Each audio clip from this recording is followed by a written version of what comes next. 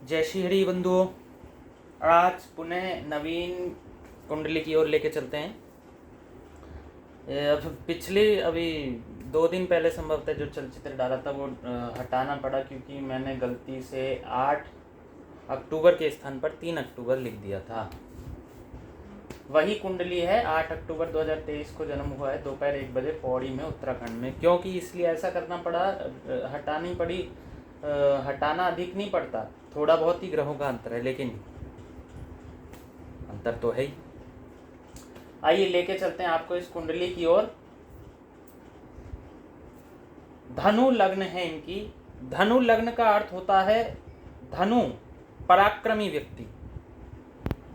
वो जो काम करने की ठान लेता है वो करता है। वो जो लक्ष्य की ओर, जिसकी ओर अपना विचार व्यक्त कर देता है, अपने पग बढ़ा लेता है, वह करके ही मानता है, क्योंकि पराक्रमी राशि है। आपने देखा भी होगा, धनु तीर कमान लिए और नीचे घोड़े का शरीर। घोड़ा अर्थात पराक्रम, भागना, स्टैमिना। और एक क्षत्रिय पुरुष की सी आकृति लिए हुए धनुष पर, अर्थात क्षत्रिय अर्थात योद्धा, लड़ाका। और दोनों को मिलाओ तो रथी, वो भी सारथी के सहित। घोड़ा अपने आप का सारथी और युद्ध करने वाला वो धनुष वाला पुरुष। तो पराक्रमी होते हैं इस प्रकार के लोग। साथ में राहु भी विराजमान हो गया है। राहु विराजमान होने से और पराक्रमी हो जाते हैं, क्योंकि राहु के गुण भी यहाँ आ जाते हैं। लेकिन राहु का एक गुण भयभीत होना भी है। कोई बड़ी बात नहीं। महाभारत में तो कर्ण ने कहा था कि वो काठ के योद्धा होते हैं जिन्हें भय नहीं लगता, तो अच्छी बात है। लग्न का स्वामी गुरु जाकर के धर्म भाव में विराजमान हो गया है, मित्र सूर्य की राशि पर। अर्थात गुरु मजबूत स्थिति में, वो भी धर्म के घर में चले गए, धर्म स्थान में। तो पुरुष का मन, इस जातक का मन धर्म में है, ये आस्तिक हैं और पिता से प्रेम रखते हैं। राहु कुंडली में लग्न में विराजमान होने से धूम्रपान आदि अथवा कोई अन्य व्यसन देते हैं। धूम्रपान हुआ, मदिरापान हुआ, गुटखा, तंबाकू आदि अथवा अन्य कोई व्यसन राहु यहाँ विद्यमान होने से देते हैं। यदि राहु यहाँ ना होते तो ये बहुत ही उत्तम श्रेणी के जातक होते, लेकिन राहु यहाँ होने से कुछ उनके गुण कम हो गए। कोई बात नहीं, सदैव कोई भी पूर्ण बन के नहीं आता। पूर्ण तो एक परमात्मा है, पूर्ण ब्रह्म पुरुषोत्तम श्री रामचंद्र जी। अगला देखिए, धन भाव का स्वामी शनि स्वयं धन भाव में जाके विराजमान है। तो धन भाव का स्वामी जब धन भाव में विराजमान है, शनि स्वराशिष्ट जब होते हैं तो सुलोचन देते हैं, सुंदर लोचन देते हैं, अच्छे नैना होंगे उनके। मानसागरी में तो प्रसिद्ध एक श्लोक भी है इसी विषय में कि शनो मान्यः सुलोचनः, शनो मान्यः सुलोचनः। शनि यदि यहाँ स्वराशिष्ट हों तो मान्य बनाते हैं, माननीय बनाते हैं और सुंदर लोचन देते हैं। दूसरा, संपत्ति के भाव में बैठे हुए हैं और अपनी ही राशि में। इससे क्या हुआ? संपत्ति, पारिवारिक संपत्ति मिलेगी, लेकिन देर से, क्योंकि शनि बैठे हैं। 1 2 3 4 मंगल की भी दृष्टि है। उससे क्या हुआ? वो जो देर से तो मिलती, लेकिन अब उसमें कुछ विघ्न भी आ सकते हैं मंगल की दृष्टि पड़ने से, क्योंकि मंगल तो शनि की, मंगल की सबसे गहरी शत्रुता है। दोनों आग हैं, आग आपस में लड़ जाते हैं। बहुत गर्मा गर्मी हो सकता है, संपत्ति के चक्कर में कुछ गर्मा गर्मी भी हो, ध्यान में रखने योग्य बात है। 1 2 3 4 5 6 गुरु की दृष्टि नहीं पड़ रही। यदि पड़ रही होती तो बहुत अच्छा होता, लेकिन गुरु की दृष्टि इनके लग्न भाव पर पड़ रही है, ये हमने नहीं बताया। लग्न भाव पर पड़ रही है गुरु लग्न भाव के स्वामी है, धर्म भाव में विराजमान है और लग्न पर दृष्टि भी है, और अधिक धार्मिक बना देंगे इन्हें, और अधिक धार्मिक। स्वभाव क्रोध बहुत हल्का है, क्योंकि राहु का थोड़ा प्रभाव है, कभी कभी आता है, लेकिन वैसे ये सौम्य है, प्रवृत्ति इनकी सौम्य है, विनम्रता से बोलने वाले हैं, पोलाइटनेस इनमें विद्यमान है। तीसरे भाव का स्वामी भी शनि जाके पिछले भाव में विराजमान हो गया है, अर्थात जो भाई हैं, भाई आदि जो इनके हैं, उनसे इनका भाइयों से व्यय, अर्थात भाइयों के संबंध का थोड़ा व्यय होगा, थोड़ी हानि होगी, लेकिन क्योंकि स्वराशिस्थ हैं तो वह हानि नहीं होगी जो होनी चाहिए थी, इतना बुरा नहीं होगा। और क्योंकि गुरु की शुभ दृष्टि भी यहाँ पर है, तो गुरु सब कुछ शुभ कर देंगे, कोई घबराने वाली बात नहीं है। छोटी मोटी अनबन झगड़े तो होते ही रहते हैं, होने ही चाहिए, नहीं होंगे तो फिर अर्थात आपके आपस में विचार, आप व्यवहार ही नहीं कर रहे हो, अच्छी बात है। चौथा भाव माता का भाव, माता के भाव का स्वामी गुरु भी जाके धर्म भाव में बैठ जाता है। भैया क्या घर में सारे ही धार्मिक लोग हो, कितनी अच्छी बात है। ये स्वयं धार्मिक यहाँ जाके विराजमान हो गए, इनकी माता जी स्वयं धार्मिक यहाँ जाके विराजमान हो गई, और विचित्र बात दोनों एक स्तर के धार्मिक, क्योंकि गुरु की शुभ दृष्टि यहाँ है और माता गुरु वो भी यहाँ है। माता के विषय में एक बात और, सूर्य चंद्र और बुध की दृष्टि सामने वाले भाव पर पड़ रही है। चंद्र की दृष्टि माता को सौम्य बनाती है, माता की आयु में वृद्धि करती है, क्योंकि चंद्रमा माता का कारक है और चंद्रमा अपनी ही मित्र राशि पर बैठे हुए हैं, अर्थात माता की आयु, माता का सुख अच्छा मिलेगा। लेकिन सूर्य भी सामने दृष्टि किए हुए हैं, तो साथ ही साथ माता से दूरी भी बनी रहेगी। तो जैसा कि ये अपने घर से दूर रहते हैं इसी कारणवश, क्योंकि सूर्य की दृष्टि वहाँ पर बनी हुई है। बुध की दृष्टि भी वहाँ पर है, तो माता को सौम्य भी बनाती है और माता को जिद्दी भी बनाती है। बेटे के प्रति, सबके प्रति होता है थोड़ा बहुत, लेकिन माता है धार्मिक। अगला संतान भाव का स्वामी मंगल जाकर के शुक्र के भाव में, सम के भाव में विराजमान हो गया, वो भी 0 डिग्री पर जाकर, और अपने ही घर को देख रहा है, तो संतान तो होगी। और गुरु की भी दृष्टि यहाँ पर है, गुरु की शुभ दृष्टि यहाँ पर होने से क्या होगा, गुरु शुभ करेंगे, मंगल भी शुभ करेंगे, लेकिन क्योंकि मंगल 0 डिग्री पर हैं, इसलिए संभवतः पुरुष संतान जो हो उसमें कुछ गुणों की कमी हो सकती है, लेकिन स्त्री संतान अच्छी होगी। गुरु की शुभ दृष्टि वहां पर विराजमान है। एक हमने बात नहीं बताई, शनि की दृष्टि भी माता पर पड़ी हुई है, सूर्य की दृष्टि भी माता पर है, इस कारण से माता से दूरी तो बननी ही रही है। संभव है कि आगे भी माता से दूरी बने, वैवाहिक जीवन के उपरांत भी संभव है कि माता से दूरी बने, लेकिन प्रेम है। छठा भाव रोग ऋण रिपु के भाव का स्वामी शुक्र जाकर के पिता के भाव में विराजमान हो गया। पिता और पुत्र दोनों रोग ऋण और रिपुओं से संबंध रखेंगे जीवन भर, इनकी कुंडली में लिखा है।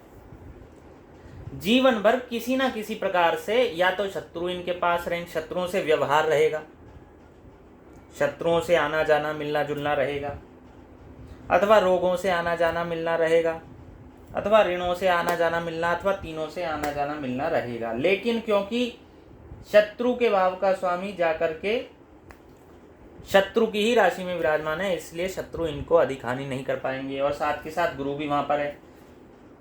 तो गुरु क्योंकि अच्छी राशि में है, सूर्य मित्र की राशि में, लेकिन शत्रु गुरु अर्थात स्वयं लग्न से देखें तो स्वयं तो मित्र की राशि में, लेकिन शत्रु कहाँ हो गए, शत्रु की राशि में, इसलिए शत्रु अधिक दुखी रहेंगे। लेकिन एक बात और, क्योंकि शुक्र गुरु को अपना शत्रु नहीं मानते, लेकिन गुरु अपना शत्रु शुक्र को मानते हैं। तो ये शत्रु को अपना शत्रु मानेंगे, लेकिन शत्रु इनको अपना शत्रु नहीं मानेगा। ऐसी परिस्थितियां बन जाती हैं बंधु, होता है जीवन में। तो इसलिए शत्रुओं से चिंतित होने की बात नहीं, आप शत्रुओं पर ध्यान मत दीजिए, आप धार्मिक हैं, भगवान का भजन कीजिए। शुक्र के माध्यम से एक बात और, जो अगले भाव से संबंध रखती है, अगले भाव पर भी ले चलते हैं। मिथुन राशि का स्वामी बुध जाकर के स्वराशिस्थ हो गया, अपनी ही राशि में विराजमान हो गया। और बुध जब अपनी ही राशि में विराजमान हो जाते हैं तो क्या करते हैं? मानसागरी का एक प्रसिद्ध श्लोक है, बुधे नाना कलाभिज्ञः पीडितो धनवानपि। बुधे नाना कलाविज्ञः पीडितो धनवानपि। बहुत सी कलाओं को जानने वाला, नाना कला विज्ञः। बुध यदि अपनी ही राशि में हो तो बहुत सी कलाओं को जानने वाला होता है। बुधे नाना कला विज्ञः, कलाभिज्ञः, पीड़ितो, और पीड़ित होता है, धनवान अपि, धनवान भी होता है। तो क्योंकि बुध स्वराशिस्थ है इसलिए पीड़ित भी होंगे, धनवान भी होंगे और नाना प्रकार की विद्याओं में निपुण होंगे।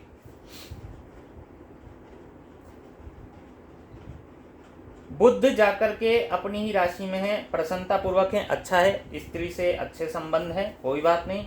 और शुक्र जो है शत्रु की राशि में है। शुक्र क्योंकि स्त्री का कारक होता है, कम डिग्री पर है और शत्रु की राशि में है, इसलिए स्त्री से अनबन स्वाभाविक है। राहु केतु की धुरी पर है, राहु केतु दोनों ही क्रूर ग्रह हैं, इनकी राशि में भी हैं और सप्तम भाव में भी हैं, अर्थात इनके साझेदार जीवन संगिनी के भाव में भी हैं, इसलिए खटपट तो होगी। हाँ, मैं ये नहीं कहता कि विवाह विच्छेद होगा, लेकिन खटपट तो अवश्य ही होगी। कोई बात नहीं, अच्छी बात है, खटपट होनी चाहिए। बिना खटपट के, जैसा कि पहले भी बताया, बिना खटपट के जीवन अधूरा है, क्योंकि खटपट नहीं हो रही अर्थात व्यवहार नहीं हो रहा, व्यवहार नहीं हो रहा अर्थात आप एक दूसरे को जानते नहीं हैं। अगला, अष्टम भाव का स्वामी चंद्रमा जाकर के मित्र की राशि में विराजमान हो गए। मित्र की राशि में विराजमान होने से आयु में वृद्धि हुई। आयु के भाव का स्वामी, प्रतियोगिता के भाव का स्वामी भी चंद्रमा है, तो उसमें भी वृद्धि हुई, लेकिन बुध इन्हें शत्रु मानते हैं और ये सूर्य के साथ विराजमान हो गए हैं। सूर्य के साथ विराजमान होने से क्या होता है बंधुओं, कि सूर्य से चंद्रमा अस्त हो जाते हैं, लेकिन सूर्य को राजा और चंद्रमा को रानी की संज्ञा दी गई है और दोनों एक ही साथ विराजमान हो गए। तो यदि कोई ये कंपटीशन लड़ते, किसी एग्जाम की, किसी परीक्षा की तैयारी करते, तो सफल होने की संभावना थी। और क्योंकि ये सूर्य चंद्रमा का जो योग है, ये जातक को कुछ ना कुछ धन अवश्य देता रहता है, जातक कभी भी निर्धन नहीं हो सकता इस योग से। अगला देखिए, अष्टम भाव का स्वामी सूर्य जाकर के अगले भाव में विराजमान हो गया है, मित्र बुध की राशि में। धर्म में वृद्धि होगी, इनके धर्म में वृद्धि होगी। अभी हो सकता है धर्म पालन कम कर रहे हो, लेकिन आगे जाके इनके धर्म में और वृद्धि होने वाली है। सूर्य की दशा अंतर दशा में इनके धर्म में अवश्य वृद्धि हुआ करेगी। एक बात और ध्यान में देने की है कि सूर्य क्योंकि चंद्रमा और मित्र बुध के साथ है, तो उसमें और भी अधिक वृद्धि होगी। गुरु भी धर्म के भाव में होकर अच्छे से हैं, शुक्र भी अच्छे से हैं, बस शत्रु राशि में अपने को अनुभव कर रहे हैं, तो थोड़ा बहुत भ्रम धर्म के विषय में हो सकता है, कहीं ना कहीं थोड़ा कष्ट हो सकता है धर्म के विषय में, लेकिन कुल मिला के बहुत अच्छा योग है।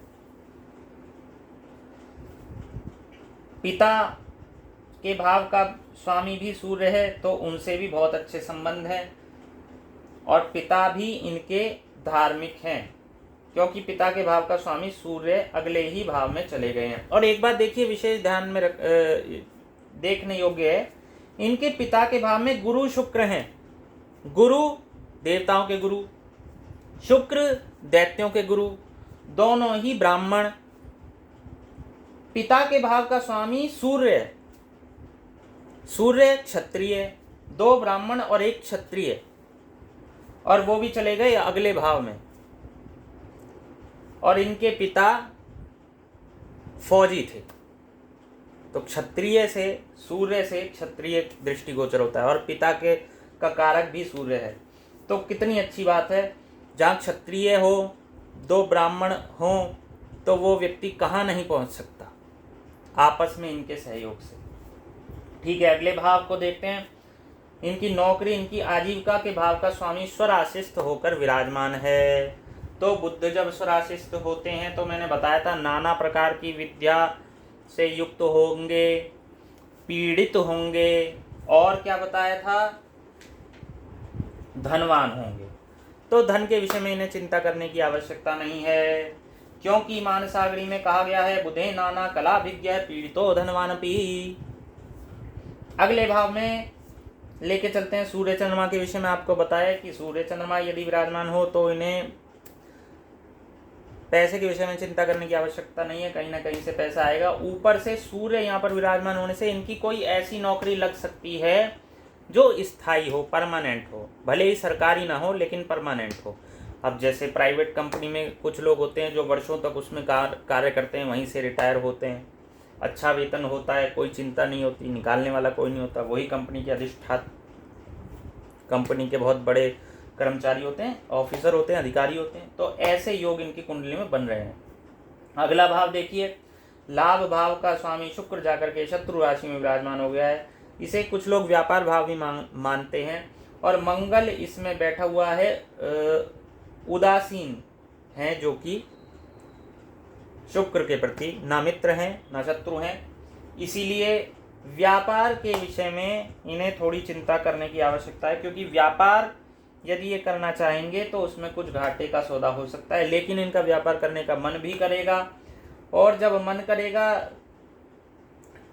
तो ये क्या करेंगे, कुछ ना कुछ धर्म से संबंधित व्यापार खोलने का प्रयत्न करेंगे, या तीर्थ स्थल में व्यापार खोलने का प्रयत्न करेंगे, या तीर्थ यात्रियों के लिए व्यापार खोलने का प्रयत्न करेंगे।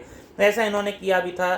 संभवतः एक इन्होंने ढाबा आदि अथवा उसे भोजनालय कह लीजिए, जो भी कहेंगे आप, वह खोला भी था, लेकिन वह नहीं चला। ना उसमें अधिक हानि होगी इनको, ना अधिक, बल्कि हानि ही थोड़ी बहुत उठानी पड़ेगी, उससे बहुत अधिक लाभ नहीं होगा।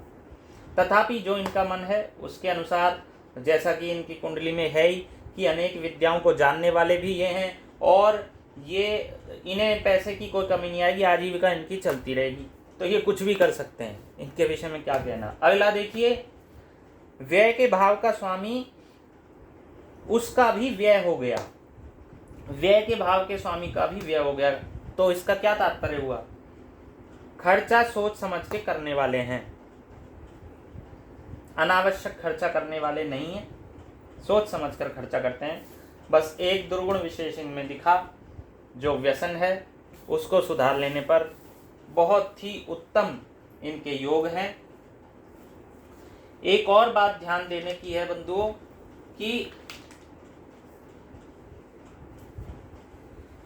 बृहस्पति और शुक्र यदि एक ही भाव में हों तो कहा जाता है गुरु भार्गव संयोगे दिव्यदारो महाधनी, धर्मास्तिक प्रमाणज्ञो विद्याजीवी च जायते। गुरु और भार्गव का यदि संयोग हो, शुक्र का और गुरु का यदि संयोग हो, तो दिव्यदारो महाधनी, दिव्यदार, दिव्य स्त्री इनकी आती है, इनकी पत्नी दिव्य होती है, सुंदर पत्नी होती है, महाधनी होते हैं ये। 2 बार महाधनी आ गया, बुध के में, और यहाँ गुरु और शुक्र के में भी महाधनी आ गया। और क्या होता है, धर्मास्तिक प्रमाणज्ञो, धर्मास्तिक प्रमाणज्ञो, धर्म और आस्तिकता के प्रमाणों को जानने वाले ये व्यक्ति होते हैं। ये धर्म के विषय में जानते हैं, आस्तिकता क्या है उसके विषय में जानते हैं, ये बचपन से जानकार होते हैं। इन्हें किसी अगर ये थोड़ा सा परिश्रम कर लें शास्त्रों में तो ये बहुत अच्छे जानकार हो सकते हैं। ऐसे ये लोग होते हैं। कुछ लोगों को समझाने पर भी नहीं समझते, लेकिन ये अपने आप से समझने वाले योग्य होते हैं, अर्थात इनमें सुधरने की भी गुंजाइश है। व्यसन सुधर सकता है, पूरी संभावना व्यसन सुधरने की है, क्योंकि जैसा कि आपको बताया कि धर्म के भाव का स्वामी अपने अगले भाव में विराजमान हो गया, धर्म की वृद्धि, धर्म की संपत्ति होगी, धर्म की वृद्धि होगी। तो धर्मास्तिक प्रमाणज्ञो विद्याजीवी च जायते, गुरु और शुक्र के योग से क्या होता है, धर्मास्तिक प्रमाणज्ञो और विद्याजीवी च जायते, विद्या से जीविकोपार्जन करने वाला ये होता है। पुनः एक बार बता देते हैं इसको, श्लोक को भी और उसका गुरु भार्गव संयोगे दिव्यदारो महाधनी धर्मास्तिक प्रमाणज्ञो विद्याजीवी च जायते, अर्थात गुरु और शुक्र का यदि संयोग हो तो सुंदर स्त्री मिलती है, महाधनवान होता है, धर्म और आस्तिकता के प्रमाणों को जानने वाला होता है, विद्या से जीविका चलाने वाला होता है। इससे पहले भी 2 धनी योग तो ये आ गए। शनि के विषय में भी आपको बताया था कि माननीय होता है, सुंदर नेत्रों वाला होता है। और क्या चाहिए आपको कुंडली में, कितनी श्रेष्ठ, कितनी अच्छी कुंडली है, सब कुछ तो इसमें विद्यमान है। सबका सुख, माता पिता आदि का सुख, धन संपत्ति, सुंदर स्त्री, स्थायी नौकरी, आजीविका की चिंता नहीं, बहुत अच्छे योग हैं। परमात्मा की ओर आप मन लगाइए, जीवन अच्छे से कटने के योग यहाँ पर दिख रहे हैं। धन्यवाद। जय श्री हरि। बंधुओं, आप भी यदि हमें अपनी कुंडली दिखाना चाहते हैं तो harshsharma@gmail.com पर, जो कि नीचे डिस्क्रिप्शन में विस्तार में दी गई है, उस पर हमसे संपर्क कर सकते हैं। धन्यवाद। जय श्री हरि।